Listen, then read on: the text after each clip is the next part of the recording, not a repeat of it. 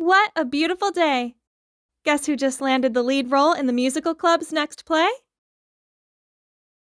Yep, me! As I immersed myself in the rhythm of the music, ouch! I bumped into someone and fell over. Are you blind? You think you're so special you can just waltz around the place as you please? Not again. Why do I keep running into her? That's Kiera, the mean girl from my musical club. I sing, she dances. I always make sure to stay in my lane, but for some reason, Kiera won't stop criticizing me. Ugh, please, you sound like a screeching cat. Give me fingernails on a chalkboard over your squawking any day. Why's she gotta be so mean? Huh? What's this? Oh, a wallet. Someone must have dropped it. But I'm the only person in this alley. There must be an ID card or something in it, right? So I opened the wallet to check it, but nope. No student card, no ID. Instead, there's just a strange photo and a bunch of VIP membership cards with the name Sophia on them. Ooh, these places are swanky.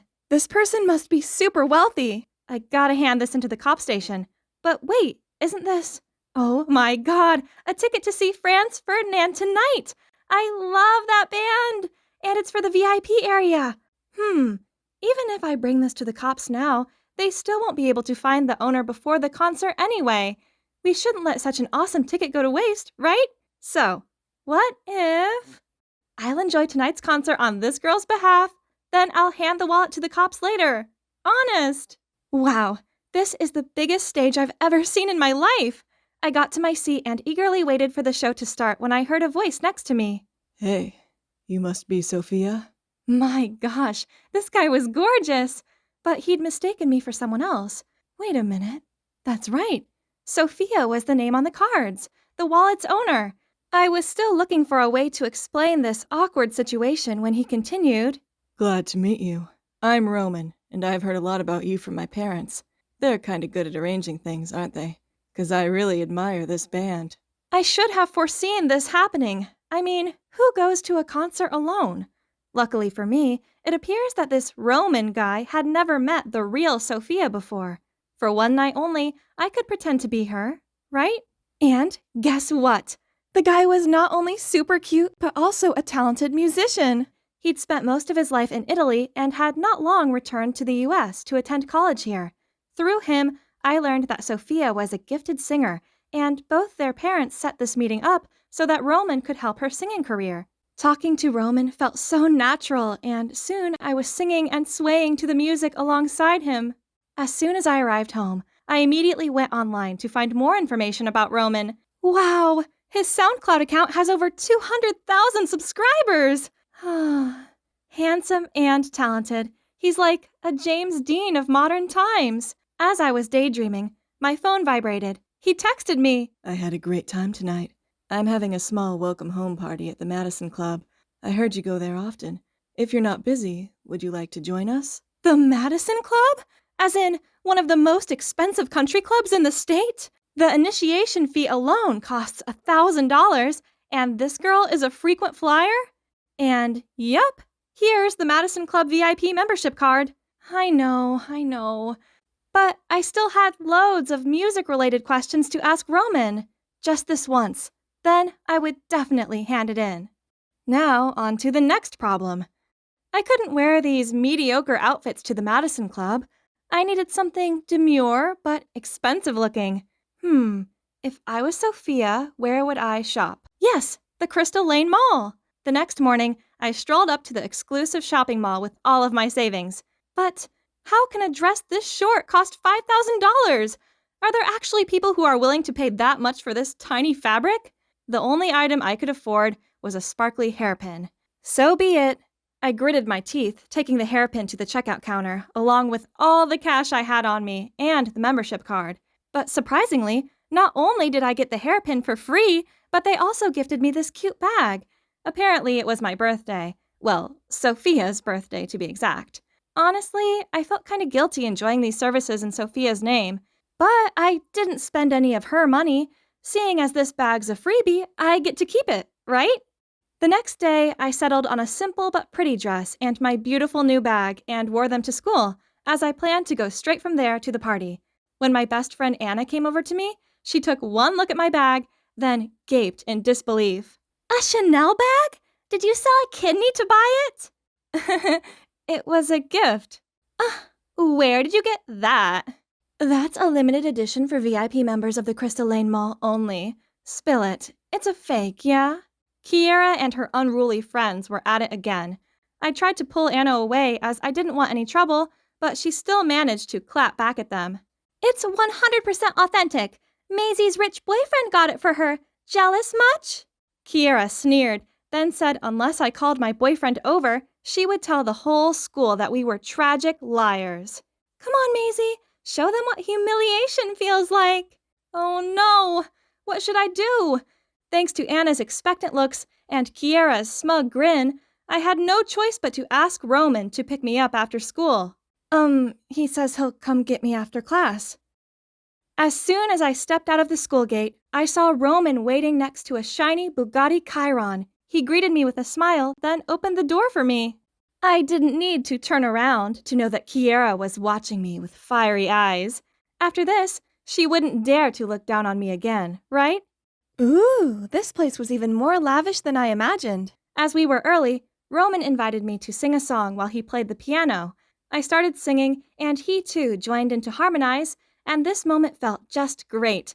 How cool was it seeing him all immersed in music? By the time we finished our performance, I realized a crowd had gathered around us, and they all burst into wild applause. An angelic voice and a genius musician. What a perfect couple. I turned to Roman and saw him smiling fondly at me. Wow, I knew my parents said you were good, but I had no idea you'd be that incredible. Feeling my face heating up, I quickly excused myself, then ran to the bathroom. Well, once I could find it, to calm down. Yeah, so this was a confusing mess, but it didn't change the fact that my heart was still thudding like crazy. This experience was like daydreaming, but maybe I should tell him the truth before things went too far. I returned to see Roman talking with a girl. Seeing me coming, Roman waved me over and said, Here she is. Hey, Sophia. I've just been chatting with your little sister. Oh no, I was going to tell Roman the truth myself, but when the girl turned around and, isn't that Kiera? So Kiera is Sophia's sister? Kiera seemed as surprised as I was, as she made up an excuse and left. Did she really just leave without making a scene? The next day, I turned up at school with the wallet and looked for Kiera, only I couldn't find her anywhere. When the last bell rang, I received a message from her that said, Meet me in the alley behind school. I nervously arrived at the rendezvous spot and saw Kiera waiting there. Here's your sister's wallet. Sorry I didn't return it sooner. But to my surprise, she didn't even take the wallet. Thief, you'll pay for that. What did she mean by that? Let me be clear, I didn't steal this. I just picked it up by accident. I was always going to hand it in. Then why did you use my sister's name and membership cards? No more excuses. Stealing is still stealing. If you don't want everyone, including Roman, to know that you're an identity thief, you'd better do what I say. You will sing for me to lip sync at the city's upcoming singing contest. Singing contest? But Kiera's a dancer, not a singer. Suddenly, a voice from behind startled me. Here you are, Sophia. I've been looking for you. I turned and saw Roman's happy, oh so cute face. He'd be so gutted when he found out that I'd lied to him from the start. Sensing my feelings, Kiera just smirked at me before she left. Remember our deal, sister? It turned out that Roman had just finished composing a new song that day and wanted me to record a demo for it at his studio. But this isn't right. I hesitated, then blurted out, Roman, actually, I'm not. Roman interrupted before I could finish my sentence and showed me the poster of an upcoming singing contest. Oh, it was the one Kiera mentioned earlier. You should give it a try. It's a good opportunity. I shook my head sadly. But I can't. Why? How can I tell Roman that I can't participate in the contest because I have to help Kiera lip sync? So I just told him some baloney about having a family thing on that day. When I got home, I decided there's only one thing for it. I had to block Roman. It's the hardest thing I've ever done, but I had to stop this web of lies now before they overtook my life. On the day of the singing contest, Although I'd pre-recorded the song for Kiera, she still dragged me along with her. That's odd. She didn't seem her usual brash self. Maybe the nerves had got to her? Then, midway through her performance, she misjudged a move and her mic clattered to the floor. As she was standing there dumbfounded, my voice continued to blast out. The whole room fell silent. Then slowly, the murmurs began to rise. Everyone pointed and commented on Kiera, and I heard the man sitting next to me muttering, "She's brought more shame on our family. How could I tell anyone that's my daughter?" "Oh, so this is Kiera's father?" And the woman sitting next to him, probably her mother, was also shaking her head in boredom.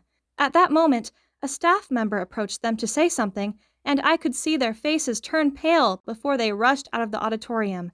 Seeing that, Kiera burst into tears, then rushed off the stage. Geez, how can parents treat their child like that?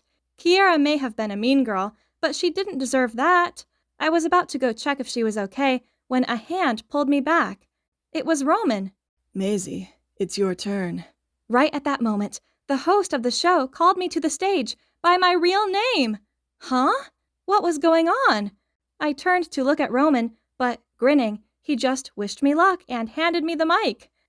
And the music started. It was the song that Roman and I had sung together. I took a deep breath to calm myself, then sang my heart out. When I ended the performance, all 3 judges stood up to applaud, and the audience cheered me on. Oh dear, am I dreaming? What is all this? Do you know who I really am? "Yeah, of course. I figured that out ages ago." Turns out me not knowing where the restrooms were in the country club gave the game away. So he did his research and found out that I wasn't actually Sophia.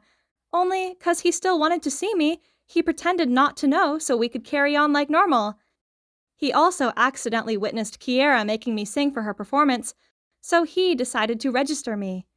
Talking about Kiera, I wanted to make sure she was okay. We searched around and found her sitting outside, sobbing. It's okay. There will be other competitions. I'm not upset about that. It's my sister. She's missing.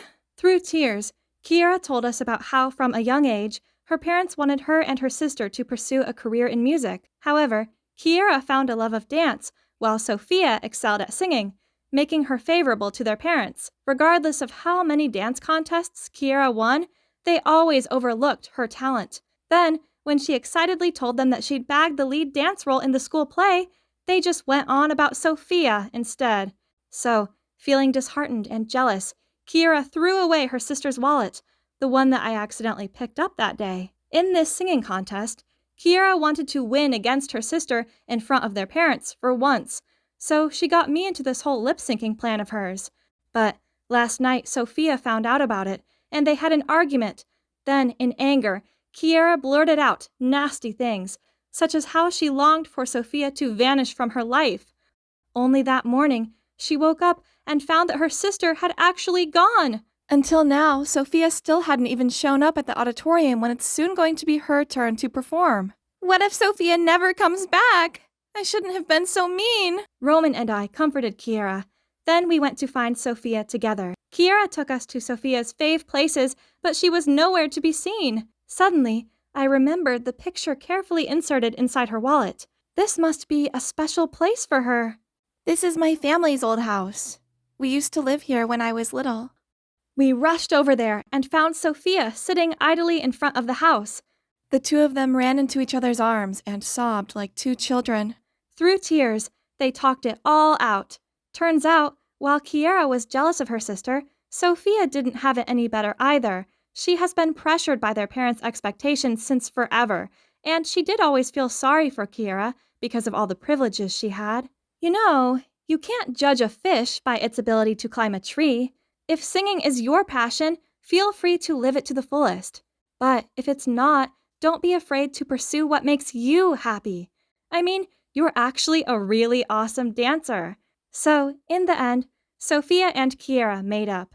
After a big fight with their parents, the 2 sisters were free to pursue their own passion. Kiera focused on dancing, while Sophia and her friends formed an indie band like she always wanted.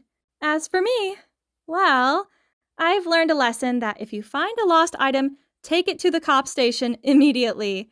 Luckily for me, it hasn't turned out so bad. I helped 2 sisters find peace and even got myself this handsome, super talented musician.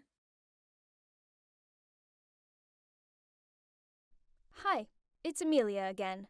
In the second part of my story, Jude started working in the restaurant, and at first, it was a total disaster. He made a mess everywhere he set foot in. He was driving me totally crazy. But then things started to change. Turns out, he was a pretty talented chef that could help me with housework, and at work, he was becoming quite popular. One day, he got a date with a pretty girl, which annoyed me so much. But then I found him in the park playing with stray cats instead of going on that date.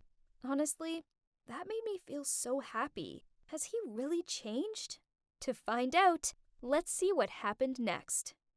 At the restaurant, there was a new waiter called Oliver, who was a year younger than me. Our manager asked me to look after him and show him the ropes. To be honest, I was really impressed with Oliver, as he was such a sweet guy and a fast learner too. Pretty soon, we became closer, and he was like my little brother. Jude, however, did not like him one bit. He was always shouting at Oliver, and even complained that he was careless and clumsy. Talk about the pot calling the kettle black. We all knew that Jude was the clumsiest guy in the world. Anyway, Jude's birthday was coming up, and I wanted to buy him a new shirt, seeing as he mainly was wearing old clothes from the donation center. I wanted it to be a surprise, so I asked Oliver to come shopping with me, as Jude and Oliver were pretty much the same size. After buying a beautiful sweatshirt for Jude, Oliver took me home, and as we approached my house, I spotted Jude pacing up and down outside. Was he waiting for someone? When he saw that it was Oliver who gave me a ride, he looked angry and stormed into the house. I quickly said bye to Oliver and ran in, and I couldn't believe what I was seeing. The table was set with a whole bunch of delicious-looking dishes, and there were even candles and flowers. I was so confused. Had he invited a girl over for a date? How dare he? I asked him what it was for, and he said, "What day is it today? Did you forget it?" Oh, so all of this was for his birthday party? I just laughed and handed him the gift bag. He immediately looked so happy. What a child. But then he suddenly gave me a doubtful look and asked, "But what did you do in the afternoon? And with that Oliver guy?" I told him I'd asked Oliver to help me go shopping for his birthday, and then I jokingly said, "But why are you suddenly so curious? Why, you looked so annoyed upon seeing him. Are you jealous or something?" I wasn't expecting what happened next. He suddenly blushed and muttered out, "Actually, yes, I like you, Amelia. In fact, I think I'm in love with you." Whoa! What? I totally froze and didn't know what to say, but just kept looking at him and gasped. He could see I was speechless, so he waved his hands in front of me and said, "Hello, Earth to Amelia." Then he continued, "Well, Amelia, do you, have feelings for me too? Actually, never mind. It's not important. I mean, if you don't, then just forget it, and we can go back to being friends." Oh God, I had never seen him so shy before. His face went red as a tomato, and he kept scratching his head shyly. I couldn't help laughing, as, honestly, he looked so cute. So I grabbed his hands, and I couldn't stop the words from pouring out of my mouth. "Jude, honestly, I like you too." My heart was racing as I said that, and I didn't know what else to say.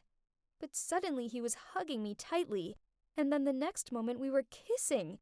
I was over the moon. I hadn't realized how much I'd wanted that to happen. It felt amazing. From that moment on, we were inseparable. We lived together, worked together, and in our spare time we went camping, hung out in the park, and cycled to watch the sunset. He cared about me so much, and I don't think I'd ever been that happy in my life before. I didn't think life could be that great. Then, one day, while we were cleaning the house, he suddenly called me. "Amelia, look! How cute these pictures are. You drew them, right? Wow, you're gifted. I realized he was looking at my box of comic books I'd drawn, which I'd hid under the bed. I felt kinda embarrassed and told him that I hadn't done any drawings in a while. Then he asked me why I stopped, and I told him about how it had always been my dream to go to art college, but since my mom passed away, I'd had to forget it for a while and focus on just surviving. Jude suddenly grabbed my hands and said, "Honey, let's make this dream happen. I'll help you, okay?" I was so touched and gave him the biggest hug as a response. Jude was my everything, and best of all, he always supported me. And now, he encouraged me to follow my dream too. Time went on, and everything was going amazingly, until one day when everything changed. Jude and I were out walking when a luxury black car stopped next to us. A random guy appeared and told us to get in the car. I freaked out and grabbed Jude's arm. What was happening? Were we being kidnapped? There was no way we were getting in the car. But suddenly the guy said, "Jude, this is an order from your parents." Jude looked shocked and said, "What do they want? They already kicked me out, so why should I come back? They want to show me how happy they are without me or something?" But still, Jude climbed in the car, and I had no choice but to follow him. On the way, there were so many questions running through my head, but I just kept quiet. A short while later, we stopped in front of a mansion. This must have been Jude's house. Whoa, I knew he came from a rich family, but not to this extent. Jude held my hand and led me inside, where a couple, probably his parents, was sitting and waiting for us. Jude immediately shouted at them, saying, "What do you want? I moved out just like you wanted, so why can't you leave me alone?" I had never seen Jude so angry before. It actually scared me. His parents looked calm, though, and they just sat there smiling, and then his mom asked him to calm down and take a seat. The next moment, a maid appeared and brought us some water, but she accidentally spilled some, and she looked mortified. She kept apologizing and wiping it up, but Jude took the tissue and started cleaning it for her. Then he politely said to her that he would come help her make the pot of tea. Jude's parents looked shocked, but somewhat content, and asked Jude to stay as they had something important to tell him. They couldn't stop grinning. It was so weird. Then they told us their news, which shocked me to my core. Jude actually was their biological son. They'd lied to him because he'd had such a bad attitude, and they just wanted to teach him a lesson and force him to grow up a bit. They were sick of doing everything for him, and thought maybe moving out for a while would inspire him to become independent and realize the true value of family and money. What? I couldn't believe what I had heard. They kicked him out to help him grow up? That almost sounded like nonsense, but I guess it had worked, right? He had changed. But how could they come up with such a crazy plan? Of course, Jude wasn't okay with this. In fact, he was furious. "What did you say?" he screamed. "Am I a joke to you or something?" His mom tried to calm him down and said, "Jude, honey, it was the only way. You were out of control, partying every night and spending all our money. We didn't know what else to do. We've been so worried about you. But son, we're so proud of you." Then his dad continued, "We've always been keeping an eye on you, son. We saw you working in that restaurant, and we are just so happy you've turned a corner and found this independence." Then she turned to me and said, "Amelia, right? Thank you so much, dear. You've looked after our son better than we ever could, and you've helped him so much." I just blushed and said, "No, it's Jude who takes care of me, actually. He's been amazing." Jude was squeezing my hand tightly, and I could see how shocked he was. Over the past 6 months, he'd been on a complete roller coaster. From being abandoned by his parents to discovering that they'd lied to him just to teach him a lesson. I couldn't believe they'd done it. But to be honest, I was grateful. Otherwise, I wouldn't have met him, and he might still be out there dating gold diggers and partying his life away. So I turned to him and said, "Babe, I know it hurts right now, but your parents did what they thought was best for you. Plus, thanks to that, you were able to realize who your true friends were, right?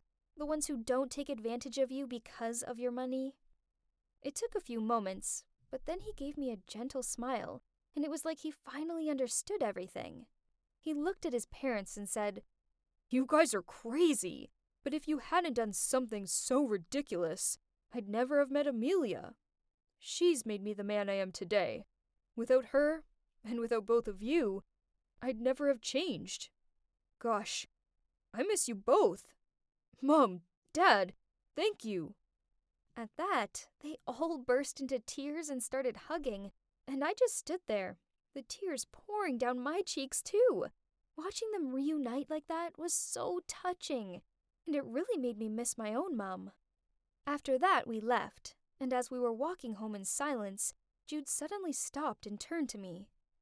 "Amelia, thank you. Thank you for never giving up on me and for taking care of me. And now, it's my turn. I want you to go to art college and make your dreams a reality. Don't worry about money or anything. Just go make your mom and me proud." I was speechless. I started crying again and gave him the biggest hug of my life. And guess what? We've moved into a new place downtown, and I'm about to start art college next week. Jude is working in his dad's company, and I have a feeling we're going to get engaged soon. Don't tell Jude, but I found the ring box he hid in his wardrobe, though. But I'll surely say yes, and then we can get married after I graduate. It has been a crazy journey, but I wouldn't want it to be any other way. I'm so excited for what's to come. Wish me luck. I can't believe it's been a year since Gerald passed away. I know it's been hard, but on the bright side, at least you still have your 2 wonderful daughters. Thank you. She smiled. Then she rubbed Jamie's head. I'm very proud of this one. Yeah. Jamie's pretty, Jamie's girly, Jamie's adorable. And I was just the other child. I watched on as the 3 of them relaxed on the porch, giggling about dumb stuff and enjoying their lemonade, while I struggled with the stupid lawnmower. They didn't even notice me. I quickly finished up, then I grabbed my skateboard and hurried out of there. Charlotte, stop right there. And where exactly do you think you're going without my permission? Skateboarding. I grumbled, then left. Whatever. She didn't care anyway. She just wanted to suffocate me. It wasn't like this back when I had Dad on my side. As you can see, I'm not a girly girl. All that manicure and makeup stuff just seems like nonsense to me. But my non-identical twin, Jamie, lives for it. She always wakes up extra early just so she has more time to style her hair, apply her makeup, and pick out her daily outfit. Then all she does at school is sit around with the other Barbies and giggle at pretty much everything. But guess that's the kind of girl Mom prefers, as it's blatantly clear that Jamie's her favorite. It's always me who had to do all the chores in the house, just so her Jamie could sit there scrolling through her phone. There was one time when I was washing the dishes, I heard a deafening shriek. No, my sister wasn't being murdered. Instead, there was a spider crawling across the floor. Poof! It was just a spider. Nuts! I didn't want to be a chore slave. I just wanted to skateboard. Yeah, skateboarding and painting are my true passions. But Mom told me skateboarding was for boys. Ugh, how ridiculous. So I often snuck out. There were times I got so into it that I lost track of time and arrived home to Mom's furious eyes. You're grounded. Next time, I won't hesitate in breaking your boards in half. Jeez, that was so unfair. I pushed past her and ran into my room. Then clutching my board, I burst into tears. I wish Dad was still here. Whenever Mom and I argued, He always came up to my room and told me how Mom only acted the way she did because she cares about me. She just has a different way of showing it. It's been a whole year since he passed, all because of a freak accident at the factory he worked in. Now, we all had to rely on Mom's home tailor job, and I just became the errand girl, while Jamie sits around looking pretty? Worse still, Mom insisted I get a part-time job to support the family, while Jamie didn't have to. When I questioned Mom on this, she just said, "Jamie isn't like you. She wouldn't be able to handle both school and work." Excuse me, what? But I knew arguing with Mom about it was pointless. Anyways, it all worked out okay as I landed myself a job in this cool skateboard store. Oh, and also less house chores. One rainy afternoon, the store was quiet, so I took out my sketchbook and designed some skateboards. Then my manager, Rick, peered over my shoulder. Uh-oh, was I in trouble? But to my surprise, he said, "That's pretty good." Then he passed me a flyer for a skateboard designing contest. "You should give it a try."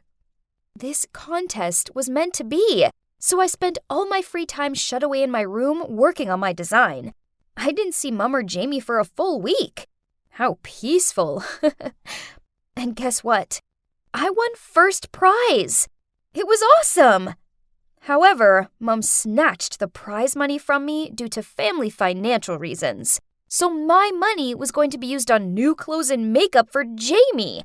Unbelievable! I didn't want to be under this roof anymore. But at 15, where else could I go? Poof. Then Mum told me her work was slow at the moment, so I should enter more contests to support my family. Hey, it got me out of chores, so I agreed to it. And I pretty much won all of them. But it did annoy me that I didn't get to keep my rewards.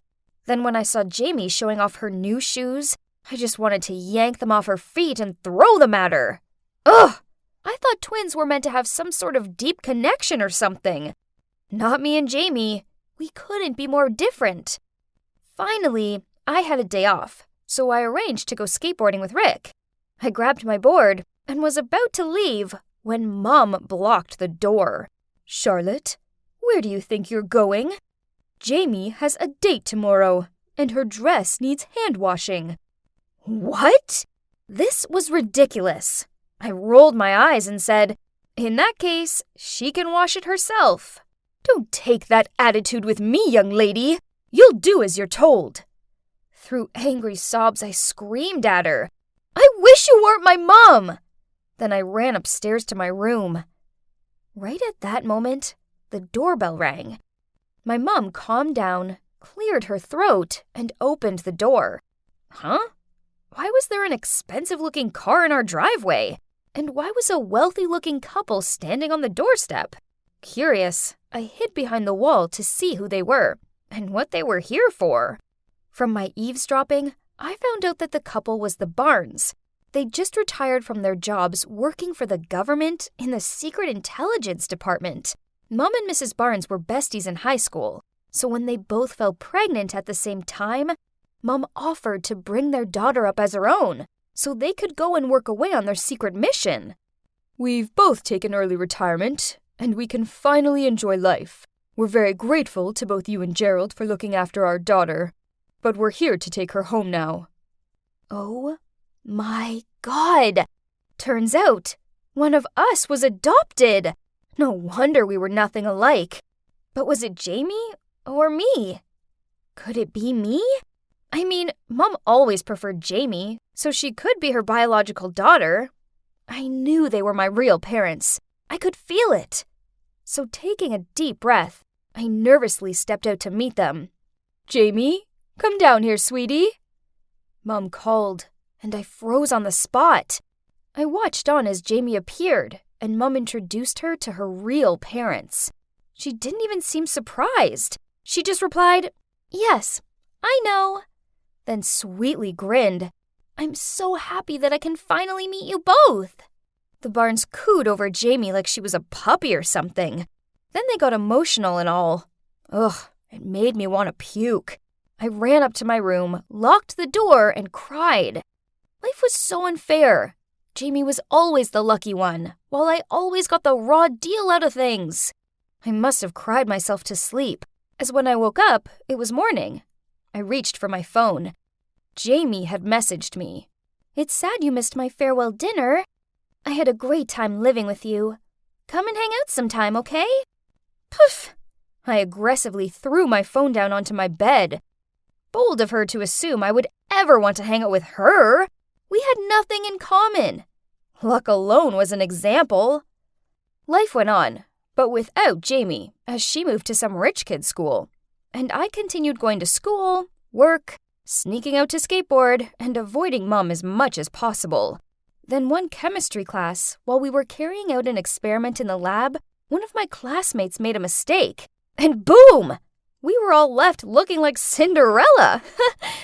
And that might have actually been the best thing of that day, since we were dismissed 2 hours early. Excited, I rushed home to get my skateboard, but I knew I needed to sneak past Mom so she didn't accuse me of skipping class. But as I passed the kitchen, I saw her sitting at the table sobbing to herself. What was going on? Suddenly, she stood up and walked out to the backyard. There was a leather notebook and a pen on the kitchen table, so I tiptoed over and took a peek. It looked like her diary. Those freshly written lines were stained with tears. "Jamie, my baby, I miss you terribly. I want you to live a wealthy, happy life. So I made the ultimate sacrifice. I tell myself every day that you're now a Barnes, not a Smith anymore. Not my daughter anymore." What? I couldn't trust my own eyes. What did these words mean? Could it be... But even if she mistreats me sometimes, she couldn't be that kind of person, right? I tore out that page, then hurried off to the skate park. Only I couldn't concentrate. It was so bad, I messed up my pop shove-it and landed on my butt. Ugh, this was driving me insane. That evening, Mom appeared in my doorway and asked, "Charlotte, what did you do this afternoon?" I answered, "I told you already. I was at school and then the skate park." "Did you see my notebook? The leather one?" I shook my head in response. "Oh, it's my expense book. I can't remember where I left it." She gave another scan around my room before leaving. When she was out of sight, I immediately pulled out my phone and texted Jamie. "Jamie, I miss you a lot. Can I come over to your house tomorrow?" I needed to see Mr. and Mrs. Barnes. I had to find out what was going on once and for all. Jamie replied she had a date the next day. While I was typing out a reply, she sent me another message. "We can't hang out. Please stop contacting me." Okay, that was weird. Did she sense something was up? I checked Jamie's social network profile and noted down the name of her new school. The next morning, I skipped class, went straight to Jamie's school administrator's office to ask for the Barnes' address. Oh, and of course, I made up a convincing story. Jamie's my sister, but then we found out she's actually the Barnes' biological daughter. Now my mom, who raised Jamie all these years, is really sick, and I need to tell her. But I don't know how to reach her. Perfect! She handed me the address and even wished me luck. There was no point wasting time, so I skated my way round to the Barneses. As I rang on their doorbell, I could feel my heart somersaulting in my chest. I introduced myself as soon as they answered the door. "Hey, I'm Charlotte, Mrs. Smith's daughter, but I strongly believe I'm not Charlotte Smith because I have something to show you." Then I handed them the torn page from my mom's diary. They both turned ghostly pale, and Mr. Barnes even had to grip onto the doorframe to steady himself. I felt bad for putting them through this. I mean, what if I was wrong? So I suggested, let's just do a DNA test to be sure. A few days later, the Barnes turned up at our house with Jamie. They slammed 2 DNA test results down in front of Mom. I peered down at them. Whoa! Turns out I really am the Barnes' biological daughter after all! Mom gave this expressionless look, but then in a quiet voice she said, "I just wanted Jamie to have a wealthy and privileged life.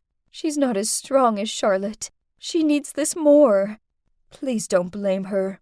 She didn't know anything about this." Then she hugged Jamie and cried. Mr. and Mrs. Barnes looked overwhelmed. Finally, Mr. Barnes managed to find the words to say, "Jamie's also like a daughter to us now. We will take care of her like you did with our daughter, but just stay away from us." He pulled Jamie away from Mom and guided her out of the house. Mrs. Barnes hugged me as she started crying. I found myself doing the same. This was my real mom holding me. Whoa, this was so crazy. I packed my things, but as I was leaving, my old mom called me back. "Charlotte, I have something to give to you." Then she handed me a small box full of cash. "This is your prize money. I put it away for your college fund. You better have it back. I'm so sorry." My sight blurred with tears. Dad was right. She still cared for me.